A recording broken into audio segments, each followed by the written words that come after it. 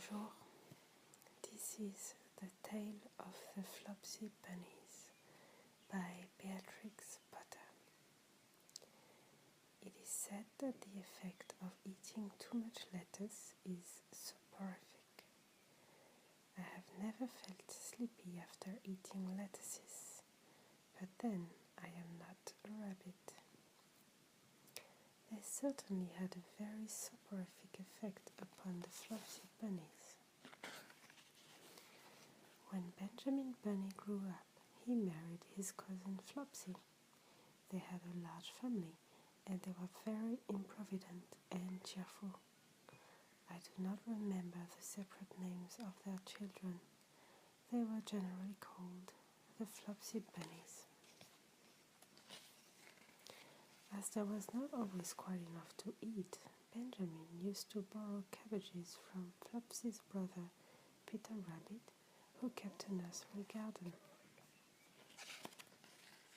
Sometimes Peter Rabbit had no cabbages to spare. When this happened, the Flopsy Bunnies went across the field to a rubbish heap in the ditch outside Mr. McGregor's garden. Mr. McGregor's rubbish heap was a mixture. There were jam pots and paper bags and mountains of chopped grass from the mowing machine, which always tasted oily, and some rotten vegetable marrows, and an old boot or two. One day, oh joy, there were a quantity of overgrown lettuces which had shot into flower. The Flopsy Bunnies simply stuffed lettuces. By degrees, one after the other, they were overcome with slumber and lay down in the mown grass. Benjamin was not so much overcome as his children. Before going to sleep, he was sufficiently wide awake to put a paper bag over his head to keep off the flies.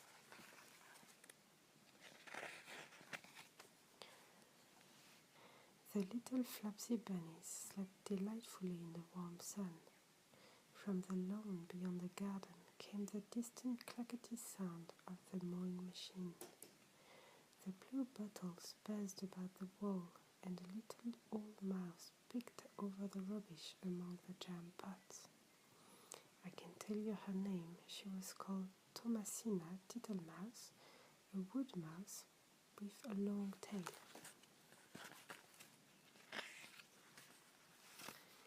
She rustled across the paper bag and awakened Benjamin Bunny.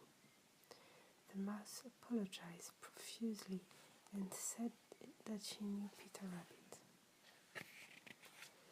While she and Benjamin were talking, close under the wall, they heard a heavy tread above their heads, and suddenly Mr. McGregor emptied out a sack full of lawn mowings right upon the top of the sleeping Flopsy Bunnies.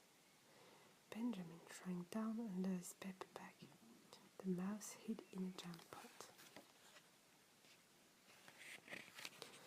The little rabbits smiled sweetly in their sleep under the shower of grass. They did not awake because the lettuces had been so soporific. They dreamt that their mother Flopsy was tucking them up in a bay bed. Mr. McGregor looked down after emptying the sack.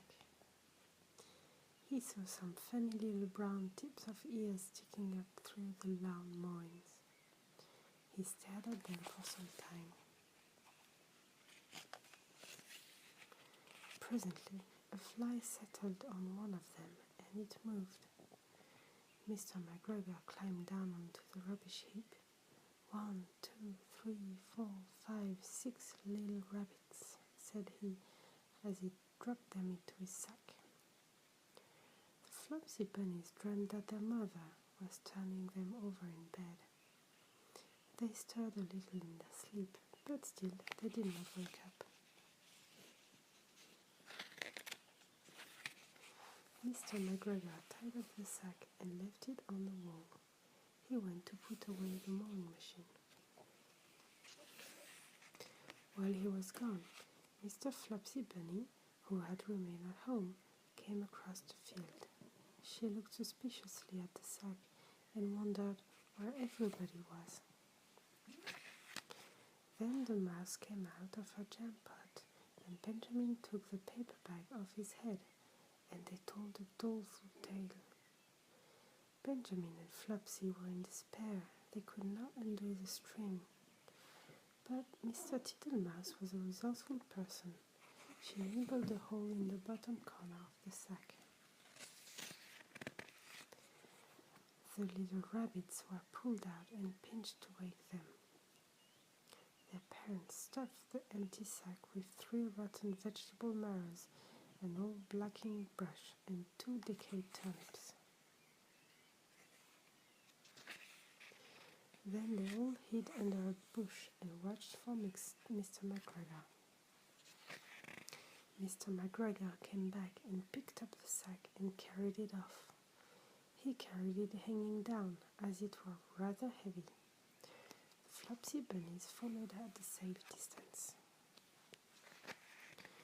They watched him go into the house, and then they crept up to the window to listen. Mr. McGregor threw down the sack on the stone floor in a way that would have been extremely painful to the Flopsy Bunnies if they had happened to have been inside it. They could hear him drag his chair on the flags and chuckle. 1, 2, 3, 4, 5, 6 little rabbits, said Mr. McGregor. Hey, what's that? What have they been spoiling now? Inquired Mrs. McGregor.